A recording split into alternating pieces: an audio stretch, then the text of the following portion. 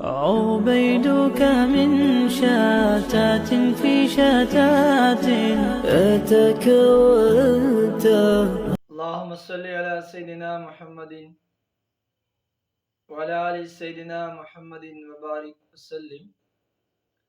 ابھی کہانی کے شروع میں جب کوئی بسم اللہ نہ پڑھے، بیچ میں پڑھے، شیطان کو کیا نقصان ملتا ہے، شیطان پر کون سا اثر ہوتا ہے؟ ابھی حدیث مبارکہ کی طرف ہم آئیں، ابو داؤد شریف میں بھی ہے، نسائی میں بھی ہے۔ حضرت امیہ بن مشیر رضی اللہ عنہ فرماتے ہیں کہ پیارے حبیب علیہ السلام نے ایک شخص کو دیکھا،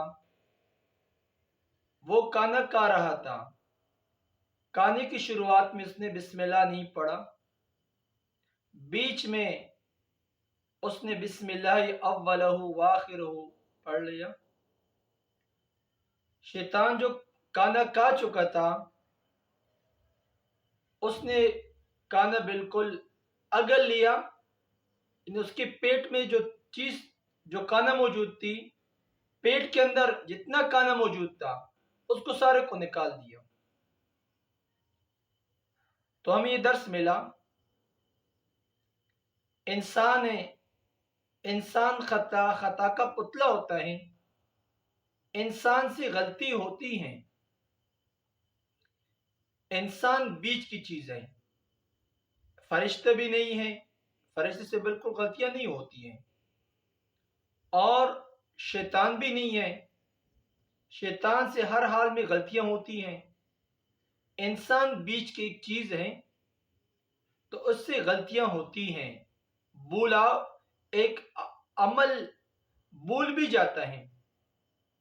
اور ہمیں یہ درس ملا، جب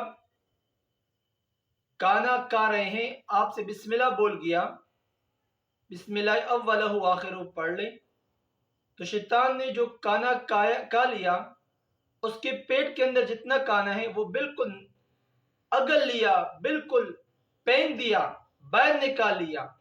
آپ کا دشمن پھر بھی کھانا اس نے نہیں کھایا۔ اس حدیث مبارکہ سے ہمیں یہ درس ملا، کھانا کھانے سے پہلے بسم اللہ پڑھنا سنت ہے، اور بھول جائے تو بسم اللہ اولہ آخرہ پڑھ لیں۔ اللہ جل شان آپ سب کو ہر حال میں 24 گھنٹے اتباع سنت والی زندگی نصیب فرمائے۔ واخر دعوانا الحمدللہ رب العالمین۔